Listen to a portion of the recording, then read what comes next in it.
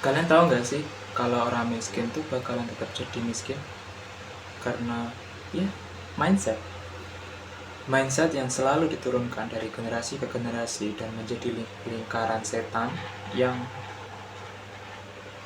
membuat ya orang miskin tuh bakal tetap jadi orang miskin.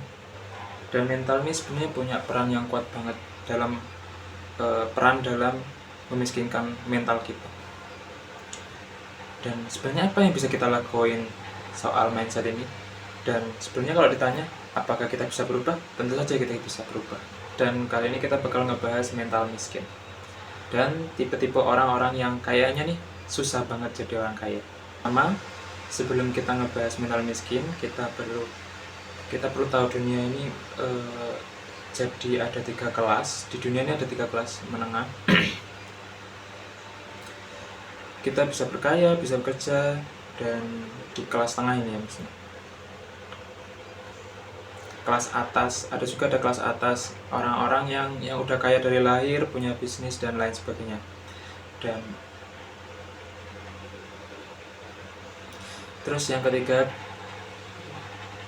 masih ada banyak banget orang yang ketiga di Indonesia ini kayak pekerja keras, pengangguran, dan ya dan termasuk orang-orang yang terlahir dalam miskin. Ciri-ciri miskin itu ada, mereka itu pasti nggak bakal mau bahas duit. Di keluarga mereka itu bakal ada pembahasan tentang duit dan tabungan berapa mereka itu. Dan misalnya orang tua lu tahu punya utangnya berapa, apalagi kalau orang tua lu udah tua dan diwarisinya mau ke siapa. Yang keluarga-keluarga yang membicarakan uang itu tabu banget, bahkan di kelas menengah ya, bahkan bukan di kelas bawah aja, tapi di kelas menengah juga termasuk.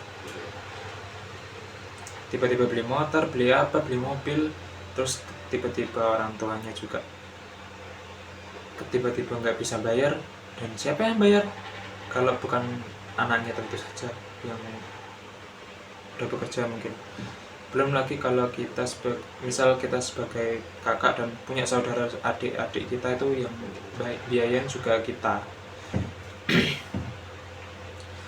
Istilahnya itu sandwich generation ya. Oke, itu yang pertama. Yang kedua, ciri khasnya itu beli barang yang tidak penting. Ada tuh yang beli mobil terus nggak dipakai, terus beli motor yang bagus banget, padahal utility-nya atau kegunaannya pun mau pakai Mio atau Beat Second pun nggak ada masalah, cuma buat pergi ke kampus mungkin, pergi buat kerja yang nggak jauh banget. Dan itu pun mereka nggak beli cash, beli mereka itu kayak kredit, dan itu bunganya gede banget. Kalau diangsur selama 3 tahun itu udah kerasa banget perbedaannya, itu bisa sampai 30-40%. Dan sebenarnya yang bikin aku kesel itu orang-orang yang menengah ke bawah, biasanya orang-orang itu tergantung pada anak, kayak soal anak itu adalah rezeki, terus kayak kalau udah dewasa terus anaknya yang malah harusnya yang kayak istilahnya kayak gantian gitu loh. Menariknya gini, orang yang punya mental miskin ini biasanya takut sama uang, nggak pernah ngomongin uang, dan mereka merasa tabu. Akhirnya kenapa? Mereka nggak ngomongin sama keluarga. Dan kalau mereka meninggal, pasti orang-orangnya bakal ngerebut hartanya. Beda sama orang kaya, biasanya udah ada layar, ada surat wasiat dan semacamnya lah. Dan terus ke anak, karena dia sendiri nggak pernah belajar tentang uang, orang kita zaman dahulu, maka anak kita juga nggak pernah diajarin soal uang. Harusnya kan kita biasakan dari kecil gitu ya, dari nabung atau investasi dan semacamnya. Dan itulah pengaruh mindset tadi. Padahal orang-orang yang mental miskin tadi harusnya sejak dini itu mereka bakal ngomongin uang harusnya. Dan sebenarnya mereka harus terbuka soal keuangan dengan keluarganya, entah itu istri, entah itu anaknya juga. Nah, kalau diomongin soal alasan kenapa orang bermental miskin, sebenarnya simpel aja ya. Ada beberapa alasan. Pertama, sudah diturunkan. kayak tadi bilang generasi ke generasi, dan mereka nggak pernah belajar dan nggak ada akses juga mereka buat kenapa mereka tetap aja di mental miskin dan susah buat berubah. Kita nggak bisa nyalain. Yang kedua adalah yang tadi yang kedua adalah lingkaran setan. Kalau udah di situ-situ aja sulit banget buat ke atas, apalagi kalau kita hidup di keluarga yang menengah, apalagi kalau kita udah naik ke atas nih, who knows, siapa tahu tiba-tiba ada keluarga lain yang sakit, atau keluarga kita yang meninggal, atau tiba-tiba ada yang minjam uang saudara kita. Dan itulah yang biasanya bikin orang itu meskipun ada anak yang remaja dan ya diporotin gitu kan, atau adik yang nggak bisa ngurus dirinya sendiri atau nggak dapat beasiswa atau dan belajar, akhirnya harus ya ditombokin aja sama kakaknya yang udah sukses atau bisa finansialnya udah tinggi. Siapa yang mau disalahin? Nggak ada yang bisa disalahin siapapun. Dan kita sudah hidup di dunia kapitalis. Ngomongin kapitalisme ya banyak banget positifnya juga selain negatif-negatif yang sering kita rasakan dampaknya. Ya mental miskin bakal selalu aja miskin. Ada aja yang orang kaya itu yang awalnya itu miskin, atau yang miskin itu ke kelas menengah. Ya meskipun mereka itu OKB atau ya kayak norak-norak gitulah, sok-sok kaya. Dan selanjutnya kita akan bahas gimana sih caranya kita berubah. Kalau kalian lahir di keluarga yang miskin, anggap aja gitu, keluarga yang bermental miskin juga. Di situ bakal muncul dua pilihan, dan yang pertama itu jadi egois. Ya udah lu maju sendiri dan lain sebagainya, dan tanpa bantuan orang tua. Dan bukan tugas lu juga tuh yang lu nombokin gitu. Tapi ya sebenarnya egois banget sih. Yang kedua adalah mengorbankan semuanya yang keluarga inginkan. Hidupnya susah dan sedih banget lah ini. Apalagi keluarganya juga susah, dan mengubah pola pikir tentang uang itu juga susah. Yang adiknya tiba-tiba beli laptop kah, atau beli HP kah, dan akhirnya itu minta dicicilin buat ke kakaknya, atau ya begitulah. Solusinya terbaik adalah ya gabungan adalah, pertama, utamakan diri sendiri, dan jangan lupa untuk mengedukasi keluarga. Yang pertama itu kita harus konsisten, sabar, dan ngelakuin hal-hal yang benar. Dan kalau kita tahu rasio keuangan tuh persentasenya kayak segini, misalnya gajinya berapa, terus di tempat-tempatin kayak persentasenya segini, terus kayak sebenarnya ada orang yang mau menikah, misal adik kita mau nikah atau kayak gimana, tetap jangan dibantu. Dan karena kalau misal kita bantu itu bakal dia merasa kayak, oh ini aku punya kakak yang segala-galanya selalu bantu aku gitu, maka malah dia keterusan gitu loh, jadi nggak mandiri. Yang kedua, jangan kasih ikan, tapi kasih pancingannya. Dan modal misalnya bisa kasih tuh ke keluarga lo. Modal apa? Buat apa modal? Buat modal yang produktif. Terus lo kasih tuh kayak edukasi video di YouTube atau gimana. Terus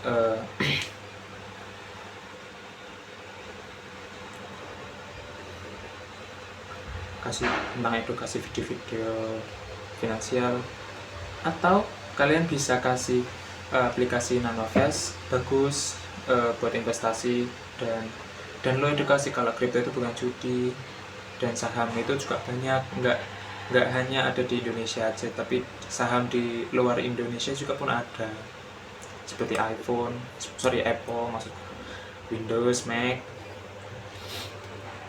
Apalagi kalau mindsetnya udah rusak ya, apalagi mental miskin tadi, ya lu gimana harus coba ngakalin gimana. Orang itu gak bisa dikontrol, jangan dikasih uang, dikasih barang, opportunity, atau modal yang produktif,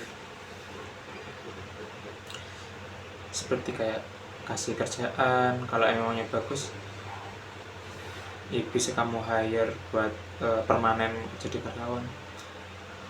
Terus kalau misalnya saudara butuh uang atau butuh buat kebutuhan, sebenarnya lu kasih aja barangnya, jangan kasih uangnya. Misalnya mereka butuh makan, ya udah beliin beras atau semacam. Kan kalian udah ngasih tools dan apapun itu, dan jangan lupa buat kontrol duitnya. Edukasi itu kayak ngasih tahu, saranin buat ditabung dan nyisihin uang buat dana darurat, dan 3 kali gaji kita minimal. Anggap nih ya, lo udah kasih pancingnya nih, terus udah kasih modal, pinjaman atau semacamnya. Harusnya kan mereka harus lebih produktif ya, entah dari warung, entah dari side hustle. Dari sana lo harus gimana caranya kalian tuh merasa kayak ditabung, terus sisihin buat dana darurat. Misalnya ada terjadi hal yang semacamnya, enggak ya kayak dipecat mungkin, atau bangkrut bisnisnya, dan masih ada dana darurat, masih ada sisian uang itu tadi, nggak semuanya dihabisin. Step selanjutnya itu jangan sampai kejebak di investasi bodong. Pilih platform investasi yang tepat. Investasi yang tepat. Lo bisa mulai investasi yang aman, dan platform yang aku rekomendasikan adalah Nanovest. Dan Nanovest itu jadi pilihan aplikasi untuk berinvestasi dan mudah banget buat pemula. Kenapa aman? Karena mereka berlisensi BPPT dan bersertifikasi ASO dan KAN, dan kalian nggak perlu khawatir tuh kalau buat nitipin uang dan masa depan lo. Dan ini juga aset yang cenderung high risk, tapi kalau kalian ngerti, kalian mau naruh saham atau invest kemana, ke instrumennya, ya kalian bakal untung gede. Dan jangan juga lupa belajar investasi itu juga. Apa investasi itu juga maksudnya. Dan ini part terakhir yang bakal aku katakan ke kalian semua. Kan kita nggak terlahir berprivilege atau langsung kaya raya gitu ya.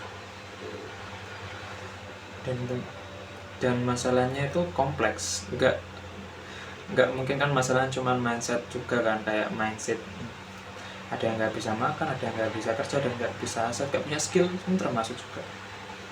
Jaga resiko, jangan pernah pakai uang panas untuk berinvestasi. Jadi kalau kalian masih punya hutang, selesaikan dulu hutangnya. Kalau kalian masih punya kebutuhan ya dahulukan dulu kebutuhannya, terus sisihin dulu ke uang darurat tadi, atau invest ke instrumen-instrumen saham atau kripto. Dan karena kalian masih muda kan, jadi ada kesempatan buat meningkatin return lo, dan kalian juga masih handle resiko. Dan platform yang menurutku terpercaya ya Nanovest. Selain berlisensi, mereka itu concern banget sama penggunanya. Jadi